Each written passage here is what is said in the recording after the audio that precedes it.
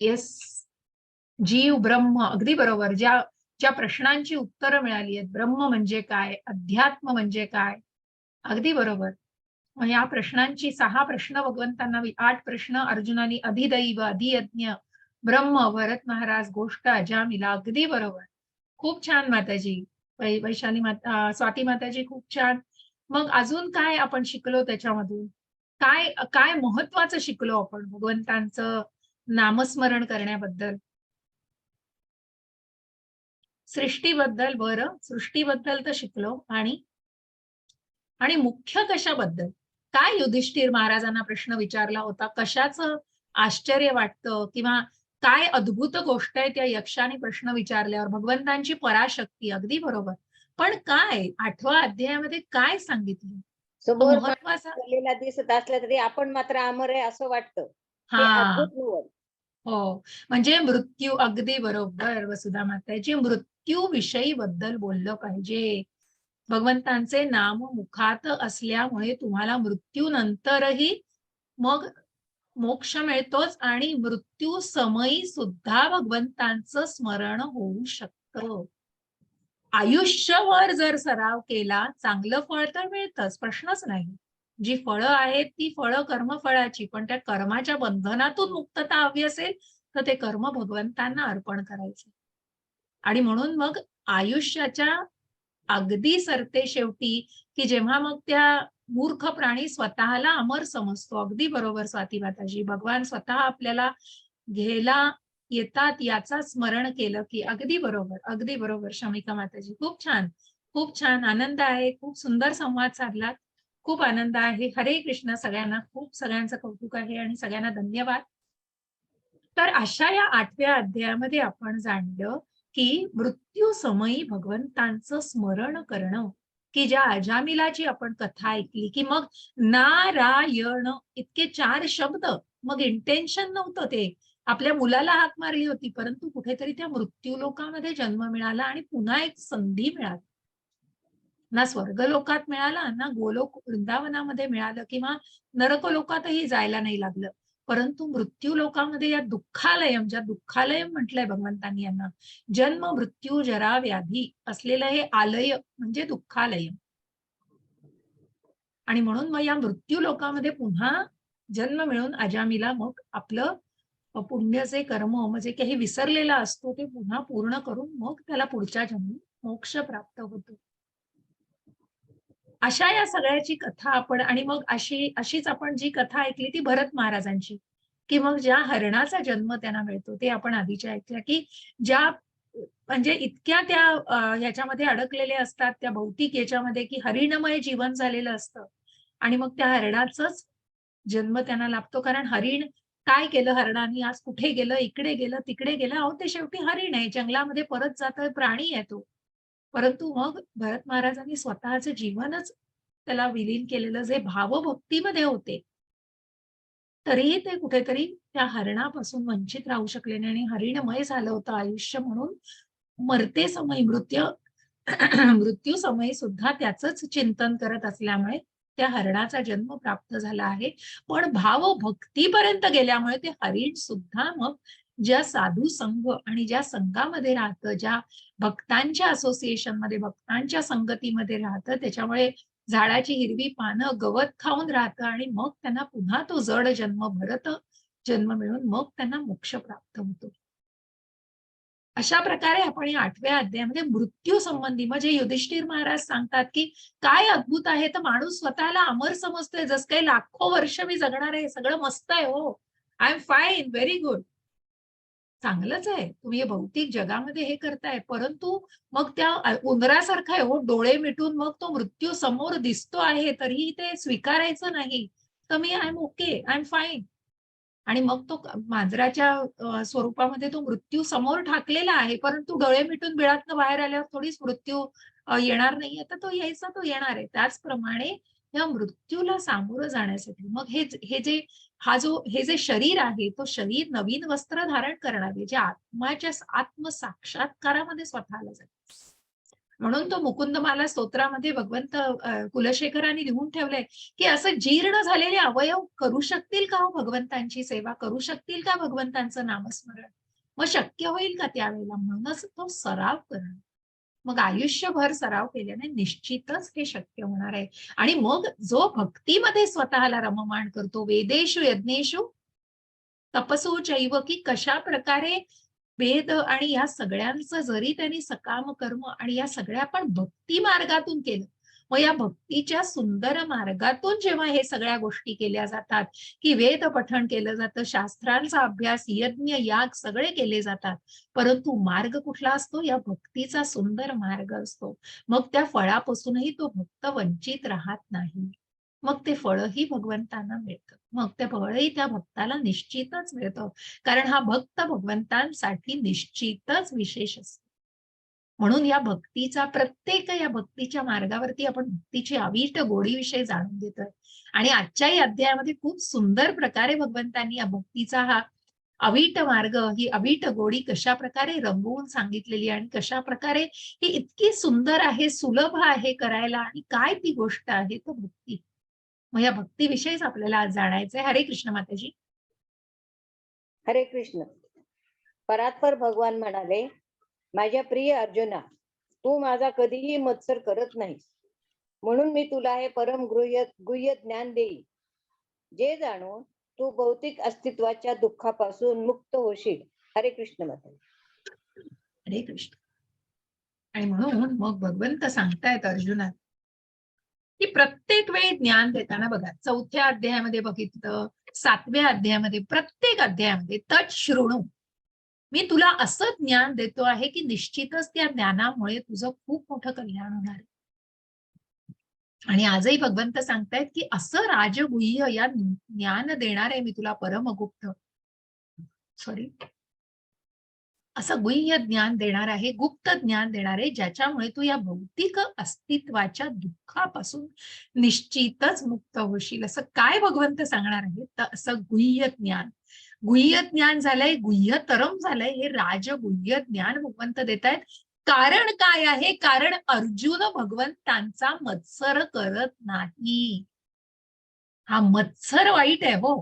जसं म्हटलं, काम, क्रोध, लोभ, मद, मोह, मत्सर, यापैकी मत्सर आहे ना, तो उखडूनच टाकून दिला पाहिजे. मग त्या क्रोधाला कुठेतरी आवर घालून त्या भगवंतांनी, हनुमंतांनी आपल्या क्रोधाला आवर घालून कशा प्रकारे लंका जाळली भगवंतांच्या सेवेमध्ये, म्हणून जय जयकार केला जातो त्याचा. कारण जे केलं आहे ते भगवंतांच्या सेवेमध्ये केलेलं आहे.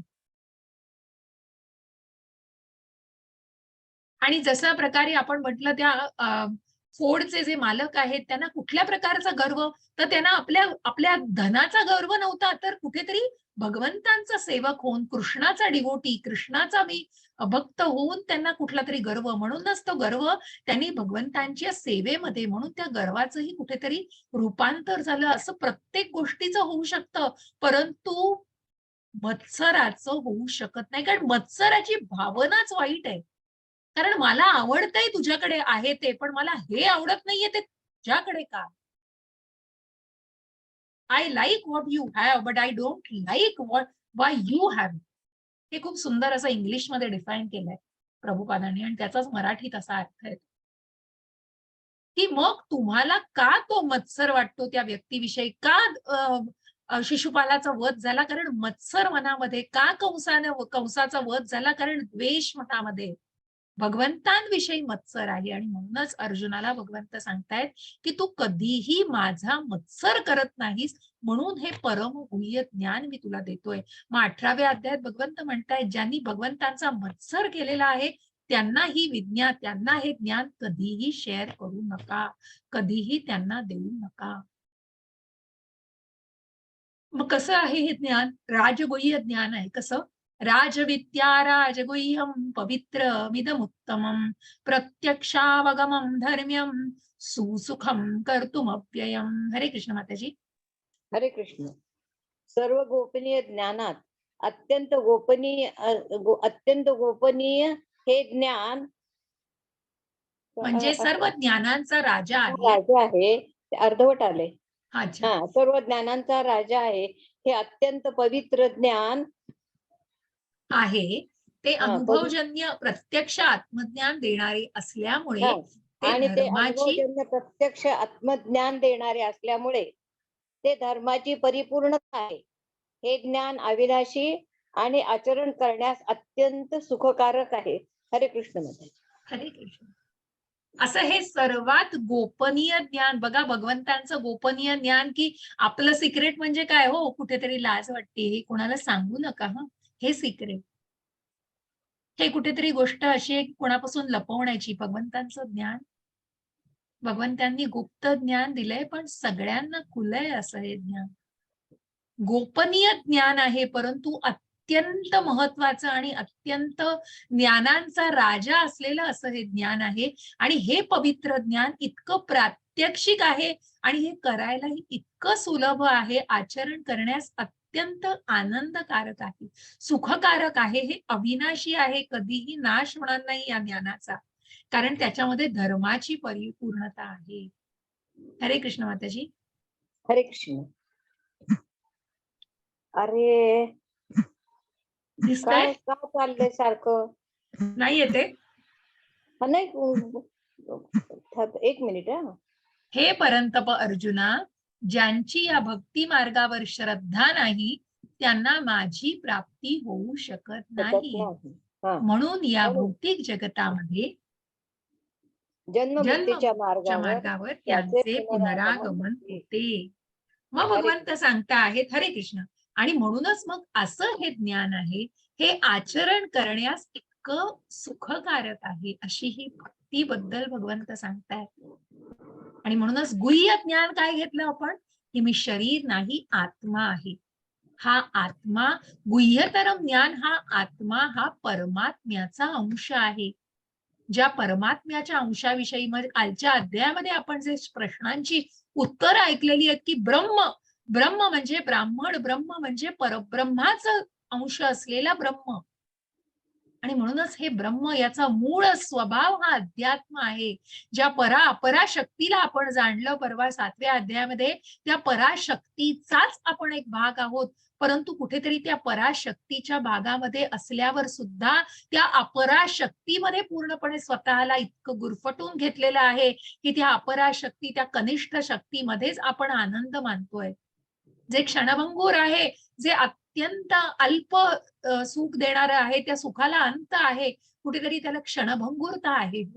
परंतु हे डोक्यातच शिरत नाहीये आणि ते आचरण करण्यामध्ये कुठेतरी गफलत होतीये. आणि म्हणूनच मग त्या भौतिक सुखांमध्ये कुठेतरी मनुष्य सुख शोधतोय, जे अतिशय क्षणभंगूर आहे. पण भगवंत हे ज्ञान सांगतायत, ह्या ज्ञानाची परिपूर्णता, मग हे ज्ञान कशा प्रकारे घ्यायचंय. मग ज्या आपण भक्तीच्या, नवविध भक्तीच्या सेवा बघितल्या, की अशा प्रकारे हे पवित्र ज्ञान आहे आणि हा अनुभवजन्य.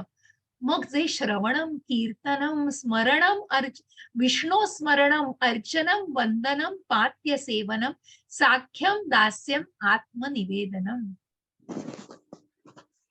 अशा प्रकारे हे परिपूर्ण असं ज्ञान मग श्रवण केल्याने, कीर्तन केल्याने या प्रत्येक गोष्टीचा संदर्भ सांगून केलेला आहे.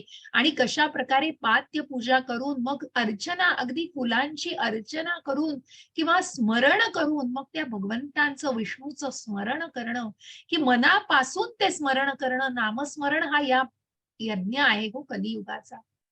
आणि म्हणूनच या सेवेमध्ये स्वतःला कशा प्रकारे मार्गस्थ करणं, अशी ही अविनाशी असं ज्ञान आहे. मग हे ज्ञान बघा, हे सगळं भक्तीचं ज्ञान मिळतंय, हे कळतंय ज्यांची या भक्ती मार्गावरती श्रद्धा नाही. मग ज्यांच्या मनामध्ये श्रद्धा नाहीये, कारण कुठेतरी किंतु आहे, कुठेतरी परंतु आहे, कुठेतरी संशय आहे, संशयी मन पुढे जाऊ शकत नाही. हा, प्रश्न असलेलं मन पुढे जाईल, प्रश्नांना उत्तर नक्की मिळतील, प्रश्नांचं निराकरण नक्की केलं जाईल, पण शंकेला जागा ठेवू नका. मनात शंका असेल तर श्रद्धा नसेल, आणि मग मात्र पुढे जाणं कठीण आहे. मग का पुढे जात नाहीये, त्यालाही कारण आहे. 10 पावलं पुढे गेल्यानंतर 2 पावलं मागे का येतोय, कारण श्रद्धा नाहीये. श्रद्धा ही कशी वाढणार आहे, तर कुठेतरी साधू संग, भजन क्रिया, अनर्थ निवृत्ती, या गोष्टी टप्प्याटप्प्याने येणाऱ्या, आणि मगच त्या कृष्णाबद्दल आसक्ती. मग ती भावभक्ती आणि रुची, निष्ठा आणि मग भावभक्ती आणि प्रेम. परंतु ज्यांची श्रद्धा नाहीये त्यांना मात्र हे प्राप्त होऊच शकत नाही. आणि मग पुन्हा फिरून फिरून ते निश्चितच त्या भौतिक जगतामध्ये परत येतात. हरे कृष्ण माताजी. हरे कृष्ण. मी माझ्या अव्यक्त रूपाद्वारे हे सर्व जगत व्यापले आहे. सर्व जीव माझ्या ठायी आहेत, परंतु मी त्यांच्या ठायी नाही. हरे कृष्ण. हरे कृष्ण. आणि म्हणूनच मग भगवंत बघा, हे कुठेतरी कॉन्ट्राडिक्टरी वाक्य असं वाचू शकेल. मी माझ्या अव्यक्त रूपाद्वारे, बघा भगवंत सांगतात अव्यक्त रूपाद्वारे, मग भगवंत या सगळ्यापासून अलिप्त आहे. निर्मिती सगळ्याची केलेली आहे, परंतु भगवंत या सगळ्यापासून अलिप्त आहेत. त्यांच्यावरती या सगळ्याचं नियंत्रण नाही. मायेवरती त्यांचं नियंत्रण आहे. माया त्यांच्या मायेवरती त्यांचं नियंत्रण, माया त्यांच्या नियंत्रणाखाली आहे, पण आपण मायेच्या नियंत्रणाखाली आहोत.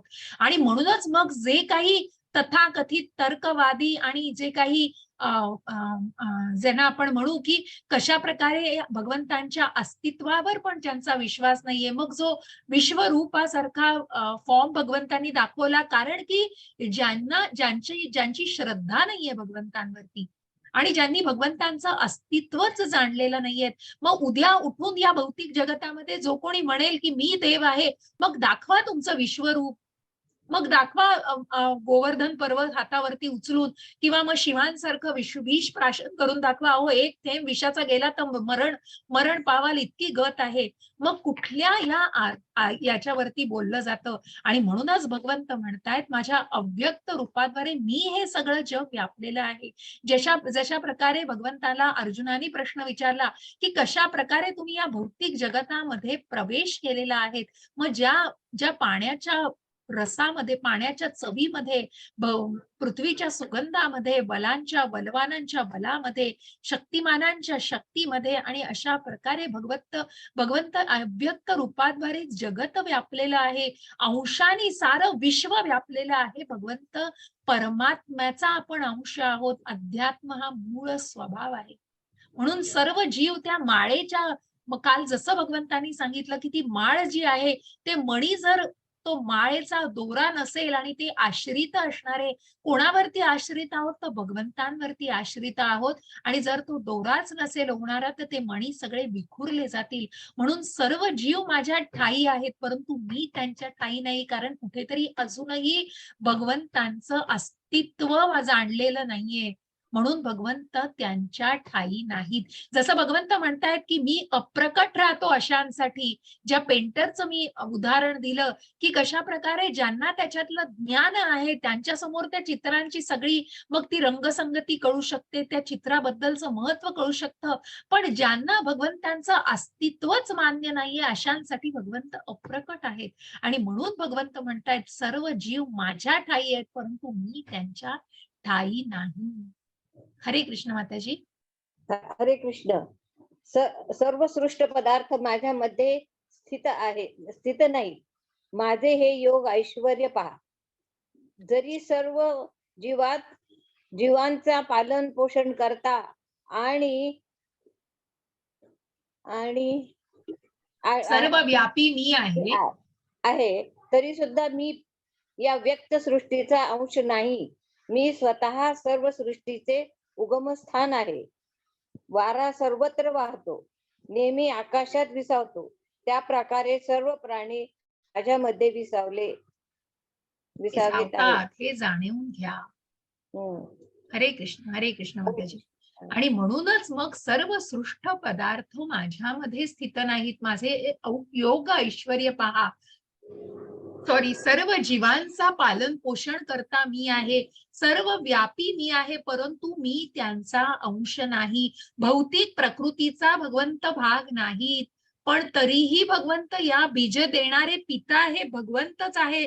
ज्याप्रमाणे वारा अगदी भरपूर वाहतो, मग सगळीकडे सर्वत्र वाहतो, पण तो कुठेतरी आकाशात विसावतो. त्याला लिमिट कुठे? अवकाशाचं लिमिट आहे. त्याच्या पलीकडे तर तो जाऊ शकत नाही. त्याच प्रकारे प्राणी माझ्यामध्ये विसावतात. आणि म्हणूनच भगवंतांमध्ये विसावतात, ज्या विश्वरूपामध्ये आपल्याला बघायचंय की सगळं चराचर भगवंतांमध्ये आहे. आणि म्हणूनच हे ब्रह्मांड भगवंतांच्या श्वासापासून जे ब्रह्मांड तयार झालेली आहेत आणि मग भगवंतांचा जो विस्तार होतो, ज्या महाविष्णूचं आपण तत्व जाणलं की तो महाविष्णू आणि मग संकर्षण बलराम ही भगवंतांचे अवतार आहेत, पूर्ण विस्तार आहेत भगवंतांचे विस्तार झालेले. आणि त्यानंतर मग गर्भोदकशाही विष्णू आणि क्षीरोदकशाही विष्णू. मग हे गर्भोदकशाही विष्णू हे प्रत्येक ब्रह्मांडामध्ये स्थित दिसतात आणि क्षीरोदकशाही विष्णू हे परमात्मा स्वरूपामध्ये प्रत्येकाच्या हृदयामध्ये दिसतात. आणि म्हणूनच सर्व प्राणी हे भगवंतांमध्ये विसावतात आणि या सगळ्यापासून भगवंत मात्र अलिप्त आहे. त्याचा भगवंतांवरती काहीही प्रभाव नाही, कारण या प्राणी मात्राला इच्छा करण्याचं एकमेव स्वातंत्र्य भगवंतांनी दिलेलं आहे आणि म्हणूनच तो त्या भौतिक जगतामध्ये भ्रमण करतो आहे. हरे कृष्ण माताजी. हरे कृष्ण. सृष्टी माझ्या अधीन आहे. माझ्या इच्छेनेच ती पुन्हा पुन्हा व्यक्त होते आणि माझ्या इच्छेने शेवटी तिचा प्रलय होतो. सर्व कर्मे मला बद्ध करू शकत नाही. तटस्थाप्रमाणे मी या सर्व भौतिक कर्मापासून अनासक्त असतो. हरे कृष्ण. हरे कृष्ण. सर्व भौतिक सृष्टी माझ्या मती योगमाया ही भगवंतांची आणि मोहमाया ही भगवंतांची. मोहमाया काय आहे? जी कृष्णाला विसरायला लावते ती मोहमाया. योगमाया जी भगवंतांचं अस्तित्व जाणवते, भगवंतांची आठवण करून देते, ती योगमाया. म्हणून ही मोहमाया ही भौतिक सृष्टी सुद्धा भगवंतांच्या अधीन आहे. ती भगवंतांच्याच इच्छेने पुन्हा पुन्हा प्रकट होते आणि पुन्हा पुन्हा तिचा प्रलय होतो. भगवंत ज्या आपण 4थ्या अध्यायामध्ये बघितलं की मग जन्म कर्मच मे दिव्यम, की कशा प्रकारे जन्मांचं आणि कर्मांचं रहस्य भगवंतांचं जाणलंय. सर्व कर्म भगवंतांनी केली आहेत पण त्याच्यापासून अलिप्त आहेत. नंदांच्या गायींचं रक्षण केलेलं आहे, अर्जुनाच्या रथाचं सारथ्य केलेलं आहे, अनेक असुरांचा वध केलेला आहे, सुदामाची सेवा केलेली आहे. सर्व गोष्टी सर्व कर्म भगवंतांनी प्रत्यक्षपणे दाखवलेली आहेत. परंतु या कर्मामध्ये भगवंत अडकलेले नाहीयेत. त्या कर्म बंधनांपासून मात्र ते मुक्त आहेत. ती कर्म कारण त्यांचा त्याच्याशी कुठलाही संबंध नाही, त्याच्या फळाचीही त्यांना काही अपेक्षा नाही. तटस्थाप्रमाणे अलिप्त आहेत भगवंत. म्हणूनच या भौतिक सृष्टीची निर्मिती करून या जीवांना इच्छा करण्याचं स्वातंत्र्य दिलेलं आहे. सर्व भौतिक कर्मापासून भगवंत अनासक्त आहेत. म्हणून तर भगवंतांचं ऐश्वर्यामध्ये संन्यास, की जिथे श्रीमंती आहे, ज्ञान आहे, सौंदर्य आहे, सगळ्यांनी परिपूर्ण असं ऐश्वर्य आहे, परंतु भगवंतांच्या कशाबद्दलही त्यांना आसक्ती नाहीये.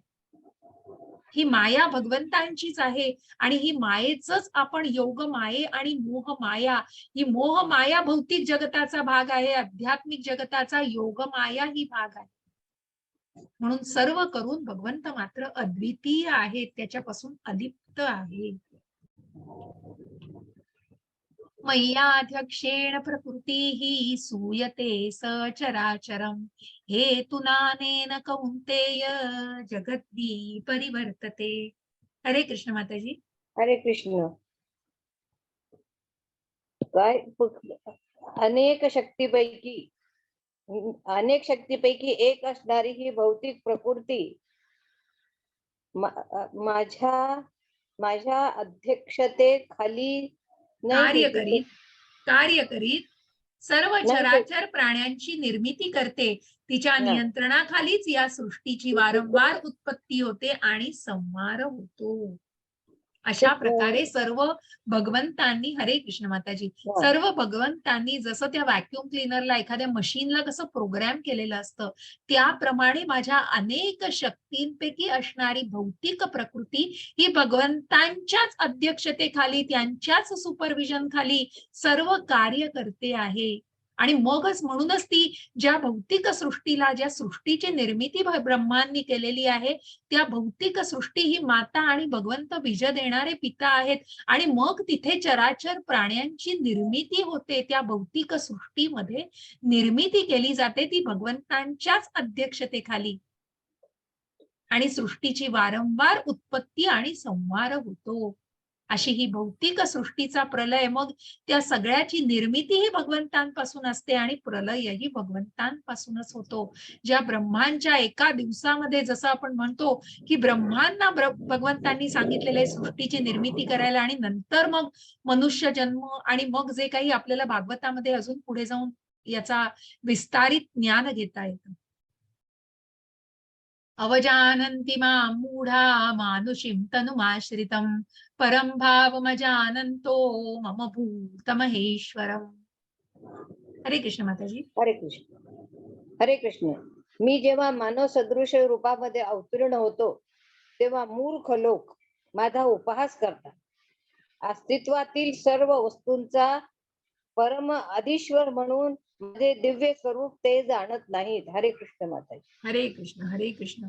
आणि म्हणूनच मग मानव सदृश्य की कशा प्रकारे भगवंत सांगतायत की मग कुठेतरी जिथे ज्यांच्या मनामध्ये शंका आहे, ज्यांच्या मनामध्ये संशय आहे, असे लोक भगवंतांना शरण येऊ शकत नाही.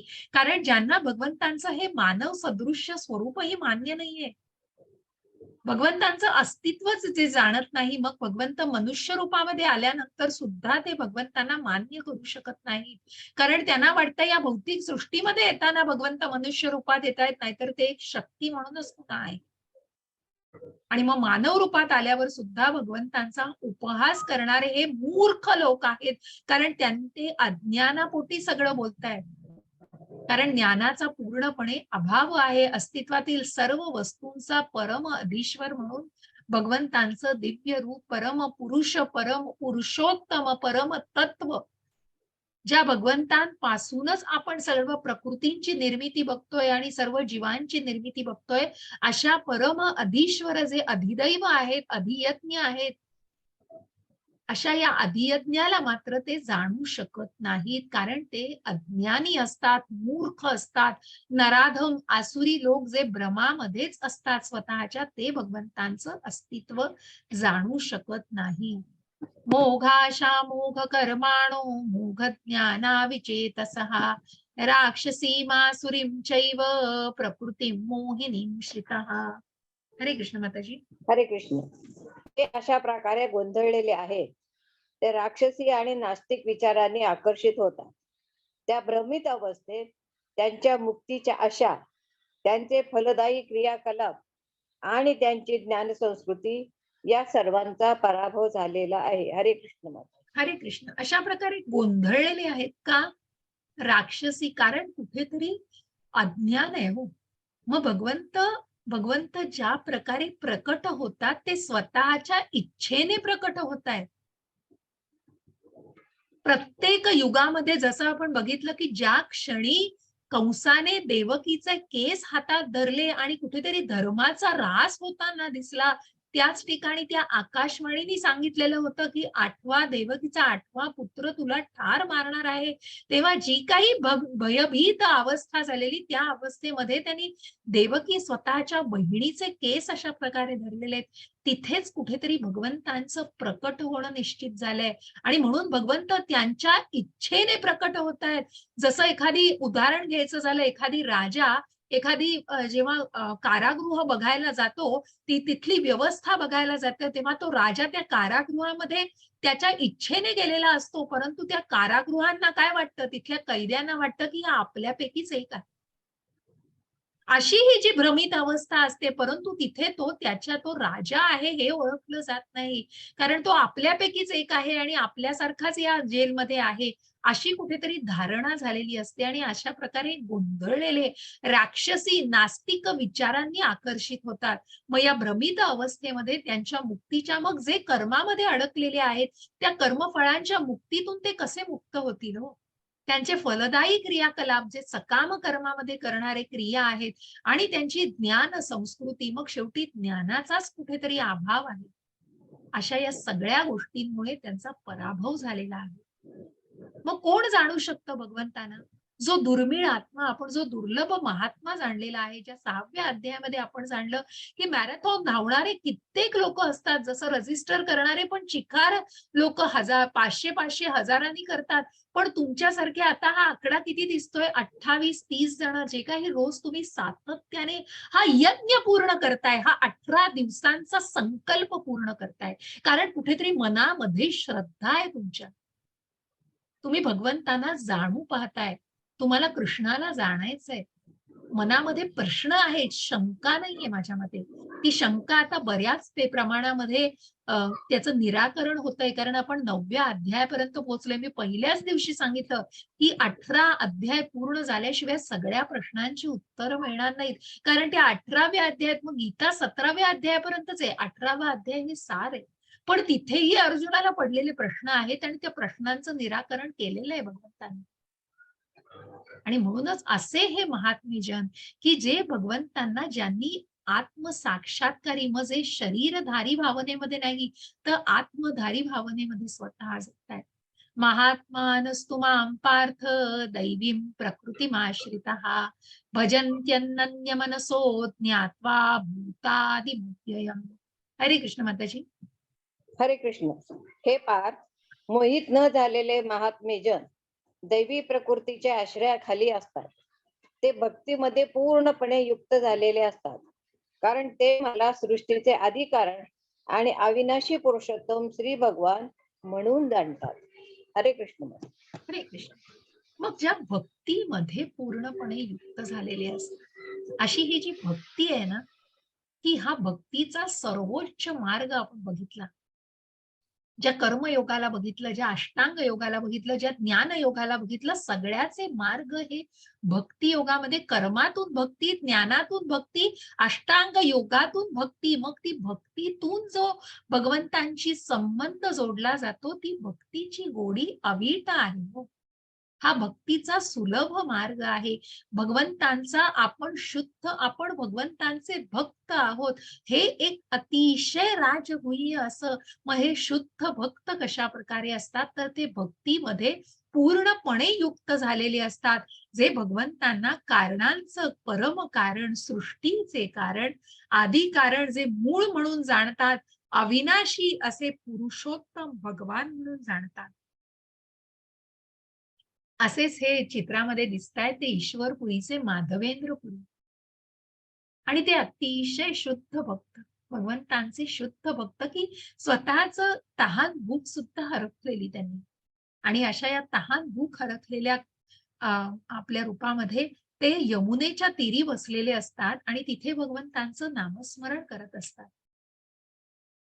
नामस्मरण करताना तिथे एक बालक येतो, त्याचं नाव असतं गोपाल. बालक येतो आणि तो बालक कमंडलू त्या माधवेंद्रपुरींच्या हातात द्यायला लागतो आणि म्हणतो, हे दूध तुम्ही प्राशन करा.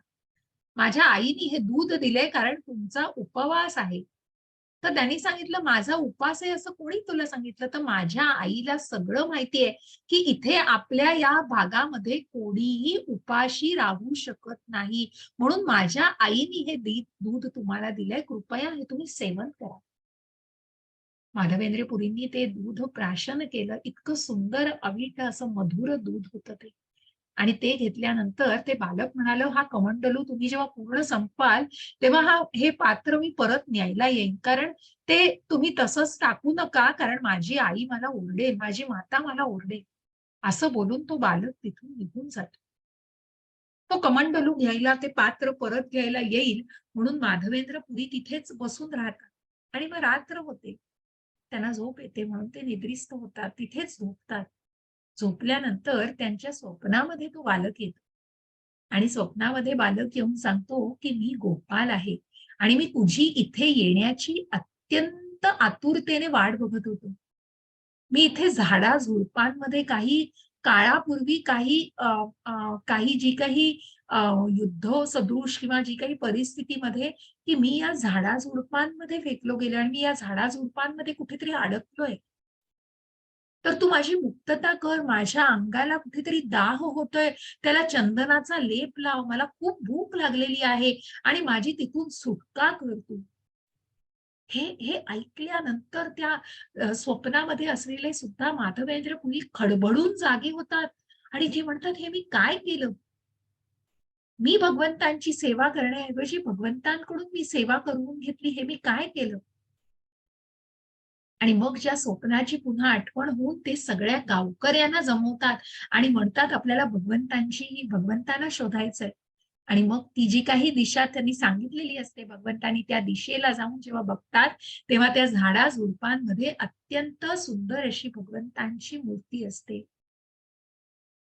आणि ती मूर्ती काढून मग त्याची प्रतिष्ठापना केली जाते. ते दुसरं-तिसरं काही नसून नाथद्वारचं श्रीनाथजींचं मंदिर आहे.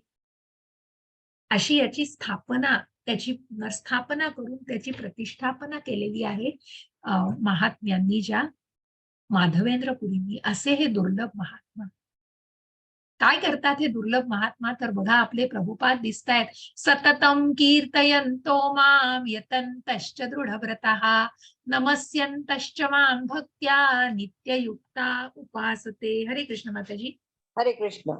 हे महात्मेजन, सतत माझे कीर्तन करीत, दृढ निश्चयाने प्रयत्न करीत आणि मला वंदन करीत भक्तिभावाने नित्य उपासना करतात. हरे कृष्ण. हरे कृष्ण.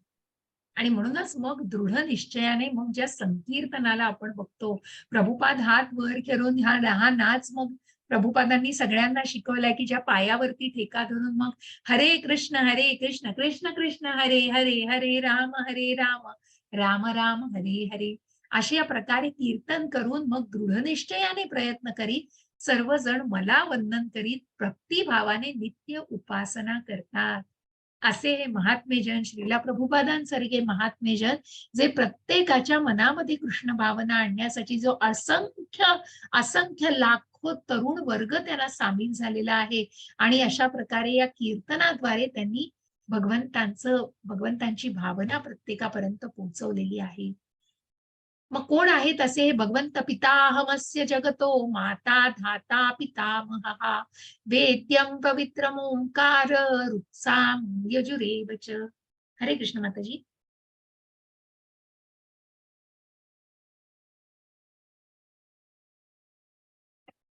हरे कृष्ण.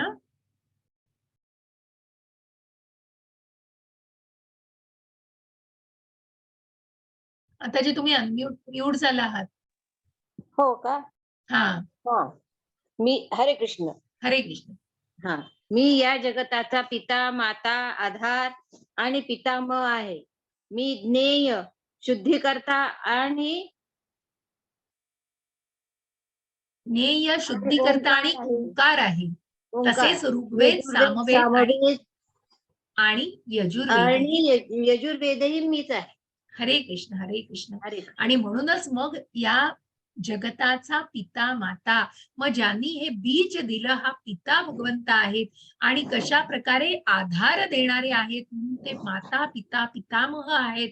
आणि ज्ञेय, ज्या ज्ञानाचं ध्येय जाणायचं आहे, असे परमात्मा, परम पुरुषोत्तम, परम भगवान असे आहेत. शुद्धीकर्ता आहेत, ओंकार आहेत. आणि तसेच ते वेदांचा संकलक, असे वेदांचा आधार देणारे पण भगवंतच आहेत. अशा प्रकारे या पुरुषोत्तम भगवंतांना मग हे विश्वरूपाचं कुठेतरी दर्शन होतं. ते आपण 11व्या अध्यायात जाणणार आहोत. हरे कृष्ण माताजी. हरे कृष्ण. हरे कृष्ण.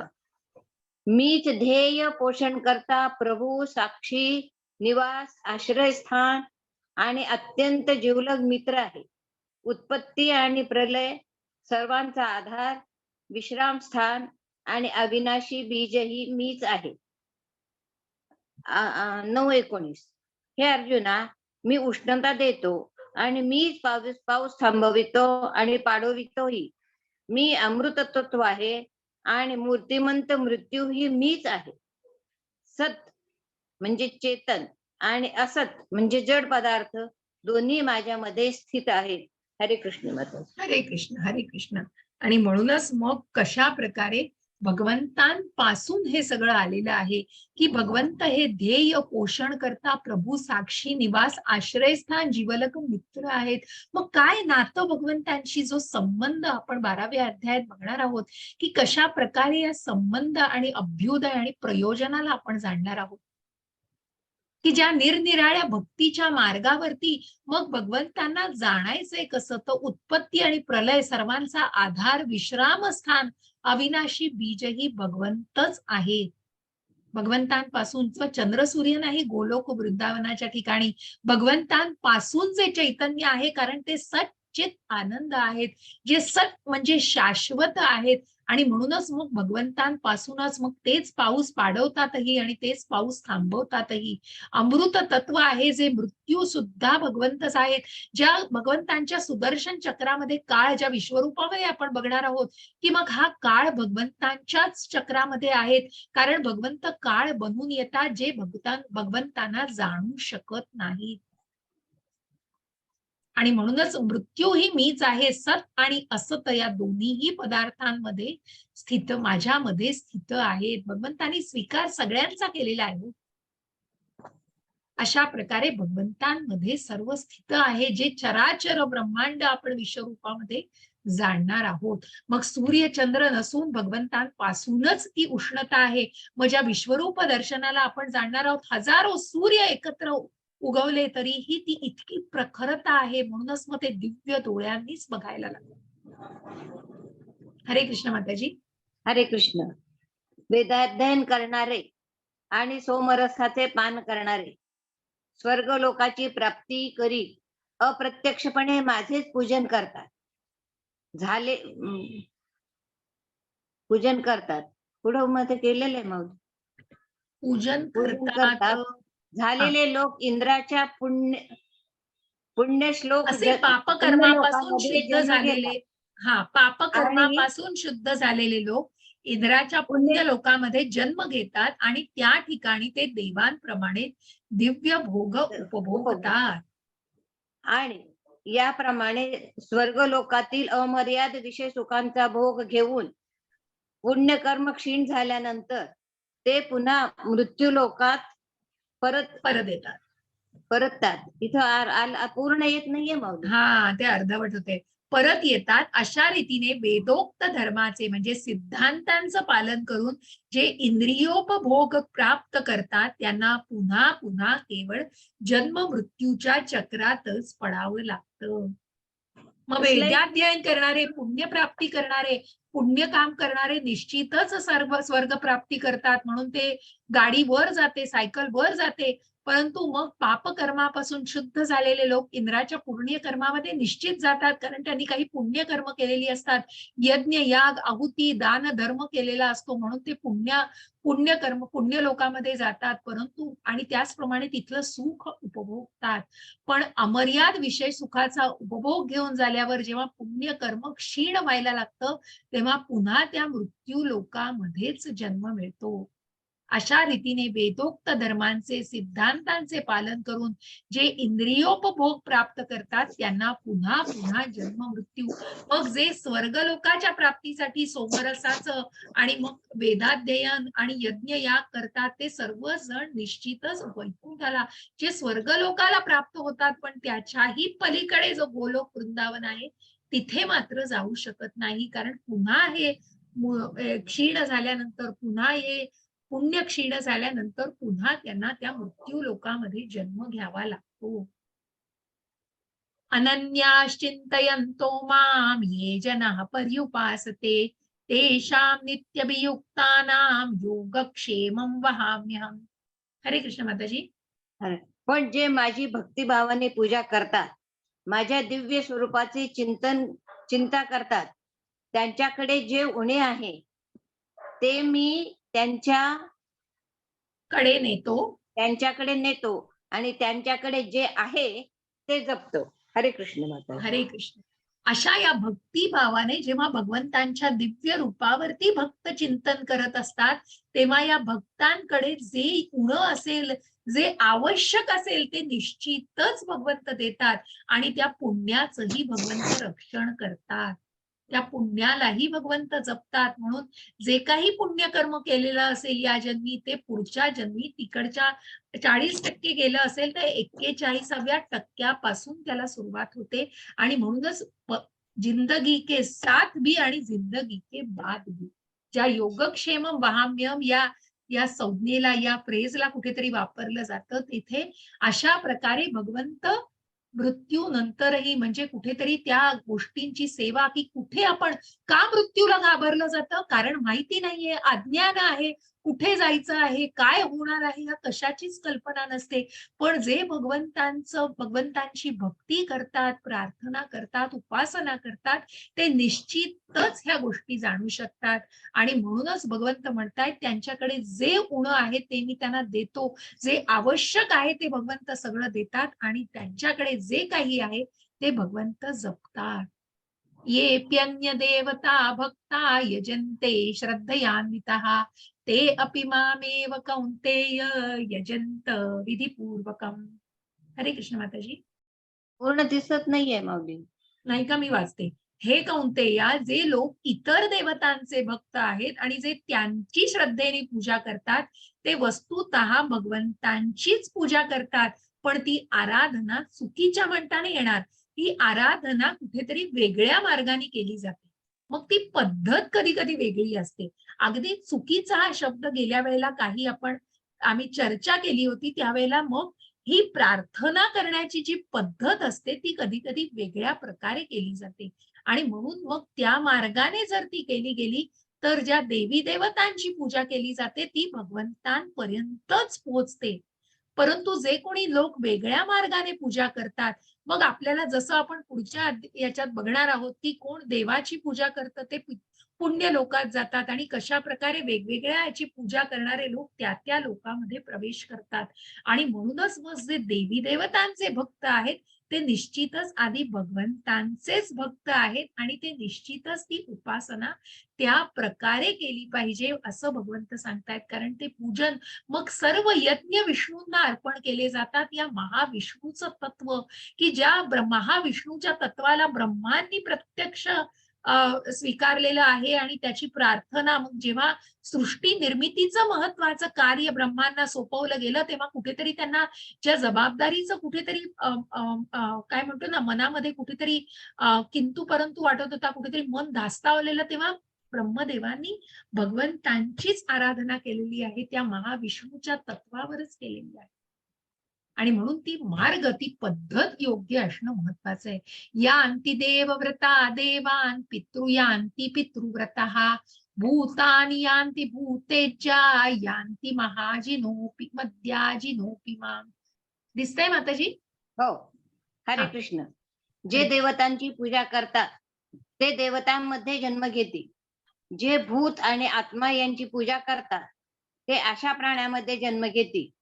जे पूर्वजांची पूजा करतात ते पूर्वजांकडे जातात आणि जे माझी उपासना करतात ते माझ्या बरोबर राहतील. हरे कृष्ण माता. हरे कृष्ण. म्हणजे स्वर्गलोकामध्ये जन्म घेतात, जे देवतांची पूजा करतात त्यांना स्वर्गलोकाची प्राप्ती होते. जसं मगाशी आपण बघितलं, ती सायकल जशी वरती जाते तशी ती पुन्हा खाली येते. कारण जेव्हा पुण्य क्षीण होतं तेव्हा ते कर्म मग पुन्हा त्या मृत्यू लोकामध्ये जन्म मिळतो. आणि मग जे अघोरी पद्धतीने कुठेतरी आपण जी काळी जादू म्हणतो किंवा काहीतरी अघोरी विद्या शिकून दुसऱ्याचं नुकसान केलं जाईल, कुठल्या तरी अशा विद्या अजूनही अस्तित्वात आहेत गावागावांमध्ये. आणि मग जे जे अशी पूजा करतात त्यांना निश्चितच नरक योनी प्राप्त होते. प्राण्यांमध्ये जन्म घेतात किंवा त्यांना नरकामध्ये जन्म मिळतो. आणि जे पूर्वजांची पूजा करतात ते पूर्वजांच्या योनीत जन्म घेतात. आणि जे भगवंतांची उपासना करतात ते निश्चितच भगवत धामाला पोचतात. अशा प्रकारे भगवंतांनी पूजेचं महत्व सांगितलंय. मग ही पूजा करणं खूप कठीण आहे का हो? भगवंतांची पूजा करणं खरंच खूप कठीण आहे. उपासना करणं खरंच कठीण आहे, वाटतं तुम्हाला? भगवंतांची उपासना करणं खरंच खूप कठीण आहे का हो? नाही. नाहीये. सांगा चॅटमध्ये अजून कोणी. काय वाटतंय तुम्हाला, भगवंतांची उपासना करणं कठीण आहे? मनापासून नाही. त्यांना नमस्कार करणं महत्वाचं आहे. महत्वाचं आहे. अगदी बरोबर. आणि म्हणूनच भगवंत प्रत्यक्ष सांगतायत, "पत्रं पुष्पं फलं तोयं यो मे भक्त्या प्रयच्छति तदहं भक्त्युपहृतम् अश्नामि प्रयतात्मनः." हरे कृष्ण माताजी. हरे कृष्ण. जर कोणी मला प्रेमाने आणि भक्तीने एखादे पान, फूल, फळ किंवा पाणी अर्पण केले, तर मी ते स्वीकारीन. हरे कृष्ण माता. हरे कृष्ण. आणि म्हणूनच मग तो जसं माताजी म्हणाला, की त्या प्रेमाने, त्या भक्तीने जे काही अर्पण करू, मग ते साधं पान असू दे, फळ असू दे, फूल असू दे किंवा मग एखादी पान, फळ, फूल किंवा पाणी असू दे, हो, जल असू दे, तरीही भगवंत निश्चितच त्याचा आनंदाने स्वीकार करतील. कारण ते भक्तिपूर्वक दिलेलं आहे. ते प्रेमपूर्वक त्या भावना पोहोचतील भगवंतांजवळ आणि निश्चितच भगवंत त्याचा स्वीकार करतील. मग हे 56 भोग दाखवलेले आहेत किंवा 108 पदार्थ केले जातात इस्कॉनमध्ये. मग निश्चितच ते सुद्धा खरोखर, कारण तसे ते भोग केले जातात. अन्नदान केलं जातं इस्कॉनमध्ये. अनेक मार्गांवरती आपण बघतो, की मग ज्या युक्रेन सारख्या युद्धसदृश परिस्थिती झालेल्या देशामध्ये इस्कॉननी खूप मदत केलेली आहे. आणि इस्कॉन आजही अन्नदानावरती खूप महत्व, कारण इस्कॉन सगळं देणग्यांवर चालतंय. जसं मी सांगितलं 12व्या अध्यायात सुद्धा याचा उल्लेख करीन, की ज्या देणगीच्या मग कुठेतरी फुलाची पाकळी, तुम्हाला जी काही कृतज्ञता व्यक्त करायची असेल, तुम्ही निश्चितच ही कृतज्ञता, तुम्हाला जे मिळतंय, मग आपल्याला मिळतंय त्याच्यातलाच थोडा भाग जर आपण दिला, तर त्याच्याने खरोखरच वृद्धिंगतच होतील हो काही गोष्टी. आणि म्हणूनच त्या चांगल्या भावनेने देणं महत्वाचं आहे. निश्चितच जसं मी म्हटलं, की 99 कामं, मग एक एक्सक्यूज दिली, तर ती एक्सक्यूज म्हणजे भगवंतांची सेवा मी करू शकत नाही. पण ती सेवा केल्यानंतर तुमच्या इतरही 90-99 गोष्टी इतक्या सुकर बनून जातील. कारण मग करायचं नसेल तर 1000 कारणं असतात हो आपल्याकडे. परंतु जर मनापासून आणि भक्तिपूर्वक प्रेमाने जर भगवंतांना ते अर्पण केलं, एखादी फळ, फूल, पान किंवा पाणी, पान म्हणजे तुळशीचं पान भगवंतांना प्रिय आहे. अशा प्रकारे जे अर्पण केलेलं असतं, ते भगवंतांना निश्चितच आवडतं. यत्करोषि यदश्नासि यज्जुहोषि ददासि यत्तपस्यसि कौन्तेय तत्कुरुष्व मदर्पणम्. हरे कृष्ण माताजी. हरे कृष्ण. हे कुंती पुत्र, तू जे काही करतोस, जे काही खातोस, जे काही अर्पण करतोस आणि दान करतोस, तसे तू जे काही तपस्या करतोस, ते सर्व मला अर्पण म्हणून करावे. हरे कृष्ण माता. हरे कृष्ण. आणि म्हणूनच भगवंत सांगतायत, की जे काही करतोस, मग हे युद्ध करणार आहेस तू, ते युद्ध ही तू मला अर्पण करावंस. जे दान करतो आहेस, जी तपस्या करतो आहेस आणि जे काही तू खातो आहेस, देवाला अर्पण करतो आहेस, या सगळ्याला धरून मग जी तपस्या तू करणार आहेस, तू जी काही तपस्या करतो आहेस, त्यामध्ये तू मला अर्पण करावे. हे सर्व तू मला म्हणून अर्पण करावे, तरच तुला ते त्याच्यातली परिपूर्णता मिळेल आणि त्याच्यापासून मिळणाऱ्या लाभापासून तू वंचित राहणार नाहीस. कारण ती कृष्ण भावना तुझ्या मनामध्ये आहे. सम्मोहम सर्वभूतेषु न मे द्वेषोऽस्ति न प्रियः ये भजन्ति तु मां भक्त्या मयि ते तेषु चाप्यहम्. हरे कृष्ण माताजी. हरे कृष्ण. मी कोणाचा द्वेष करत नाही, तसेच कोणाशी पक्षपातही करीत नाही. सर्वजण मला सारखेच आहेत. परंतु जो कोणी भक्तिभावाने माझी सेवा करतो, तो माझा मित्र आहे, माझ्या ठायी स्थित आहे आणि मी सुद्धा त्याचा मित्र आहे.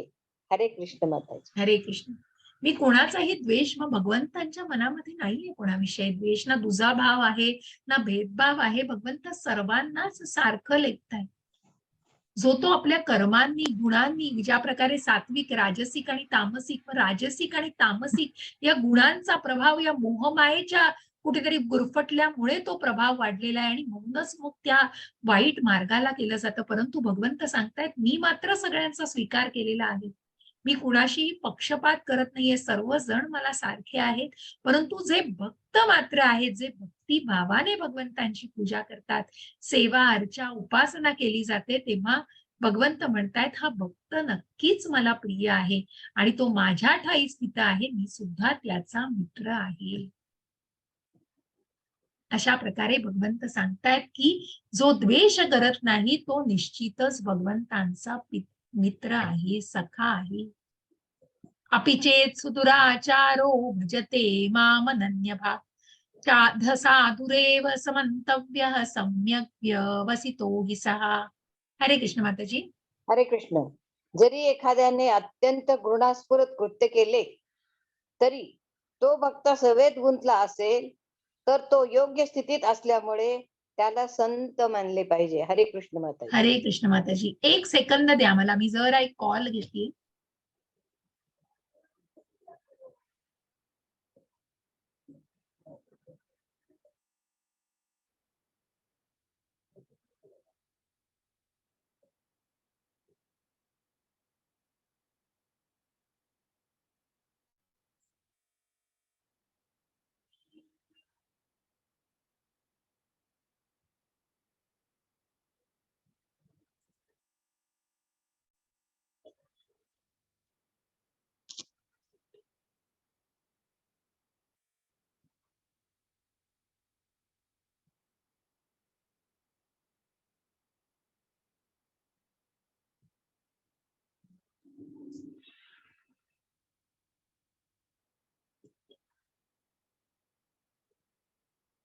क्षमस्व. आणि म्हणूनच मग सांगतोय की अपिचेत सुदुराचारो भजते मामन्यभाक् साधुरेव समंतव्यः सम्यक् व्यवसितो हि सः. जरी एखाद्याने घृणास्पद कृत्य केले असलं तरी तो जर भक्ती सेवेमध्ये गुंतला असेल तर त्याला संत मानलं पाहिजे. अशी ही जगाई मदाईची मी मला वाटतं गोष्ट याच्याही आधी सांगितली आहे की मला आठवत नाही, परंतु हे चैतन्य महाप्रभूंच्या काळातील गोष्ट आहे. आणि नित्यानंद प्रभू जे बलराम भगवंतांचा जो विस्तार आहे त्या बलरामांचा हा अवतार आहे. आणि हे नित्यानंद प्रभू नित्यानंद प्रभू प्रत्येकाच्या मनामध्येही कृष्ण भावना प्रस्थापित करत होते. आणि तेव्हा जगाई मदाईंसारखे दोन तरुण की जे अत्यंत खालच्या मार्गाचे कृत्य करत होते. मला वाटतं ही कथा मी आधी सांगितलेली कुठल्या तरी ज्ञानाच्या संदर्भात. आणि मग ते इतकं वाईट कृत्य करत होते, कुठेतरी इतक्या वाईट संगतीमध्ये होते की त्यांनी नित्यानंद प्रभूंना ते चांगलं सांगत असताना, त्यांना मार्गदर्शन करत असताना त्या मदाईनी का जगाईनी त्यांनी त्या एका भावाने त्यांना खालचा मातीचा तो तुकडा फेकून मारला त्यांच्यावरती आणि त्यांना रक्त यायला लागलं त्यांच्या कपाळातून. ही गोष्ट भगवंतांच्या सेवकांनी, चैतन्य महाप्रभूंच्या सेवकांनी जाऊन त्यांच्या कानावर घातल्यावर महाप्रभू तिथे तत्काळ आले आणि ते इतके क्रोधवान झाले की त्यांनी सुदर्शन चक्र सोडायचं असं म्हणून ते चिडले. कारण वैष्णवाचा अपमान झाला होता, त्यांच्या भक्ताचा अपमान झालेला होता, ते सहन करू शकले नाही. पण तो क्रोध कोणी आवरायला सांगितला? एका शुद्ध भक्ताने. आणि मग नित्यानंद प्रभूंनी भगवंतांना सांगितलं की तुम्ही या जगतावरती उद्धार करण्यासाठी आलेला आहात भक्तांचा, तर तुम्ही खरोखर असं करू नका. आणि तेव्हा जेव्हा नित्यानंद प्रभूंच्या पाया पडलेले आहेत जगाई मदाई की खरोखर मग आम्ही शरण येतो, आम्हाला पश्चाताप झालाय. जगाईंनी चैतन्य महाप्रभूंना सगळे शरण गेलेले दोघही जण, किंवा नित्यानंद प्रभूंबद्दल त्यांना वेगळा आदर निर्माण झाला. आणि मग ज्या नित्यानंद प्रभूंनी कुठल्याही प्रकारचं मनामध्ये मत्सर न ठेवता किंवा द्वेष न ठेवता त्यांना माफ केलेलं होतं. आणि त्या चैतन्य महाप्रभूंना जेव्हा ते त्यांना शरण गेलेले आहेत तेव्हा त्यांचा उद्धार झालेला आहे. आणि म्हणूनच मग घृणास्पद कृत्य केलं तरी जे भक्तिभावामध्ये स्वतःला आणून पाहतायत त्यांना निश्चितच संत म्हटलं पाहिजे.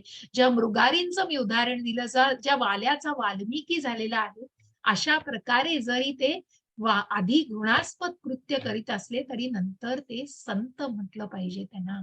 क्षिप्रं भवति धर्मात्मा शश्वत शांती निगच्छति कौंतेय प्रतिजानीहि न मे भक्तः प्रणश्यति. हरे कृष्ण माताजी. हरे कृष्ण. जो त्वरित नीतिमान बनतो आणि शाश्वत शांती प्राप्त करतो, हे कुंती पुत्र, माझ्या भक्ताचा कधीही नाश होत नाही. निर्भयी हो आणि ही घोषणा कर. हरे कृष्ण माता. हरे कृष्ण. आणि म्हणूनच मग तो सदैव नीतिमान म्हणून ही जी काही भक्ती आहे ही परिपूर्ण आहे, धर्माची परिपूर्णता आहे, नीतीची परिपूर्णता आहे, शाश्वत शांती देणारी आहे आणि म्हणूनच तो मनाची शांती प्राप्त करतो. माझ्या भक्ताचा कधीही, ज्या प्रल्हाद महाराजांचं उदाहरण आपल्याला दिसतंय, नरसिंहाने, मग या नरसिंहानं शांत कोणी केलं? तर सर्व देवी देवतांनी त्यांच्याकडे प्रार्थना केली की तुम्हीच शांत करू शकता. जेव्हा नृसिंहांकडे प्रल्हाद गेले तेव्हा प्रल्हाद महाराजांच्या विनंतीने भगवंत शांत झालेले आहेत. तो क्रोध भगवंतांनी आवरलेला आहे, तो भक्तच भगवंतांना शांत करू शकला आणि त्या भक्ताचा कधीही नाश होत नाही. त्या भक्ताचा उद्धार करण्यासाठी, त्या भक्ताचं रक्षण करण्यासाठी भगवंत निश्चितच असतात. आणि म्हणून भगवंत अर्जुनाला सांगतायत की तू निर्भयी हो आणि तू घोषणा कर, तू दृढ निश्चयाने उठ आणि घोषणा कर, युद्धाची घोषणा कर आणि तू युद्ध कर. मां हि पार्थ व्यपाश्रित्य येऽपि स्युः पापयोनयः स्त्रियो वैश्यास्तथा शूद्रास्तेऽपि यान्ति परां गतिम्. हरे कृष्ण माताजी. नाही गेलं माझं. गेलं? नाही. हा, ओके, म्हणजे ठीक आहे. अर्धच आलंय. बरं हे बरं. पृथ्वी- हे पृथाच्या पुत्रा, जे माझा आश्रय घेतात, जरी ते निम्न जन्माचे असले, खालच्या जन्माचे असले, क्षुद्र असले, स्त्रिया, वैश्य, व्यापारी, क्षुद्र कामगार सर्वोच्च स्थानापर्यंत पोहोचू शकतात. मग तो कुठलाही वैश्य असो, क्षुद्र असतो, स्त्री असो, पुरुष असो किंवा मग ब्राह्मण असो, क्षत्रिय असो, निश्चितच ते आपल्या, जशा आपण म्हटलं की या वर्णाश्रम पद्धतीची भगवंतांनी निर्मिती केलेली आहे. भगवंतांना शरण जाण्यासाठी निश्चितच कुठल्याही क्वालिफिकेशनची गरज नाहीये, फक्त श्रद्धा मनामध्ये पाहिजे आहे. म्हणून जे माझा आश्रय घेतात ते कुठल्याही जन्माचे असले तरी सर्वोच्च स्थानापर्यंत पोहोचू शकतात. ज्या हरिदास ठाकूरांचं आपण सांगितलं, मुस्लिम धर्मानी असले तरीही ते नामाचार्य म्हणून प्रसिद्ध झाले. ज्या चैतन्य महाप्रभूंच्या काळामध्ये मग ज्यांची परीक्षा बघण्याचा ज्या इतर लोकांनी प्रयत्न केला, त्या वेश्येचं सुद्धा परिवर्तन केलेलं आहे हरिदास ठाकूरांनी. अशा प्रकारे कुठल्याही जातीपातीचे असू दे, भगवंतांचा आश्रय त्यांना निश्चितच मिळतो आणि निश्चितच ते सर्वोच्च स्थानापर्यंत पोहोचू शकतात.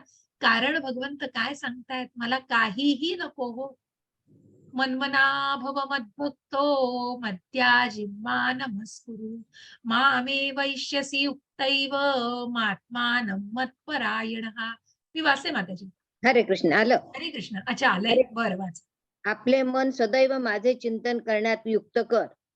माझा भक्त हो, मला नमस्कार कर आणि माझे पूजन कर. माझ्या मध्ये पूर्णपणे रममाण झाल्याने तू निश्चितच मला प्राप्त होशील. हरे कृष्ण. मत हरे कृष्ण. असं हे जे मन आहे ना, हे मन आणि बुद्धी भगवंतांच्या ठाई स्थित कर. आणि भगवंत म्हणतायत काहीही नको हो दुसरं, 2 हात आणि तिसरं मस्तक मग भगवंतांच्या चरणी अर्पण करावं. माझा भक्त हो, माझी उपासना कर, भगवंतांच्या भक्तीमध्ये स्वतःला विलीन करा. भगवंतांचं मनापासून भक्ती भावाने पूजा करा. मग ते पूजा सुद्धा खूप मोठ्या अगदी भरपूर पैसे खर्च करून आणि भरपूर भोग नैवेद्य हे सगळं आपल्या मनाचं आहे. भगवंतांना काहीही नकोय हो. पत्रम पुष्पम फलम तोयम इतकं पूजा करण्यासाठी सुद्धा पुरे आहे. मग ते मनातली भावना आहे ना, ती महत्वाची. ते प्रेम भगवंतांना, भगवंत भुकेला कशाचा आहे? प्रेमाचा भुकेला. भगवंत भक्त वत्सला आहेत, भक्तांचे भुकेले आहेत आणि या भक्तीचा भगवंत भुकेला आहे. म्हणूनच माझ्यामध्ये पूर्णपणे रममाण झाल्याने तू निश्चितच मला प्राप्त होशील. अशा या सुंदर भक्तीच्या, प्रत्यक्ष भक्तीबद्दल आपण जाणलेलं आहे. मग ज्या भक्तीच्या, नवविध भक्तीच्या सेवा आपण जाणल्या, त्या प्रत्येक भक्तीच्या सेवेमधून भक्त हा भगवंतांना ओळखतो आणि भगवंतांना स्वतःला स्वाधीन करतो. अशा प्रकारे भगवंतांच्या मध्ये, चिंतनामध्ये तू मन युक्त कर. मन आणि बुद्धी ही भगवंतांच्या ठाई स्थित कर आणि भक्त हो. अशा या भक्तीचा महिमा भगवंतांनी सांगितलाय. सततम कीर्तयंतो माम, कशा प्रकारे. आणि मग हे राजगुह्य ज्ञान भगवंतांनी दिलेलं आहे की तू माझा भक्त हो. हा भक्त भगवंतांना नेहमीच विशेष आहे आणि नेहमीच प्रिय आहे. अशी ही अनन्य भक्तीची गोडी मनुष्य मना भव मद्भक्तो मन्मना भव मद्भक्तो मद्या जिम्मा नमस्कुरु मामे वैश्यसि युक्तैव मात्मानं मत्परायणः, की तू युक्त कर माझ्यामध्ये, तू युक्त हो. असा सुंदर असा श्लोक आहे जो स्मरणात ठेवा. माझाही कधी कधी वाक्य शब्द जातो, पण इतका सुंदर असा श्लोक की जो भक्तीचा मार्ग, अवीट मार्ग दाखवतो आहे. अशा या भक्तीच्या मार्गावरती आपण 9वा अध्याय इथे समाप्त करतोय. इति 9मोऽध्याय समाप्तः. आणि इथे मी शेअरिंग थांबवते आणि रेकॉर्डिंग थांबवते. कुणालाही प्रश्न असतील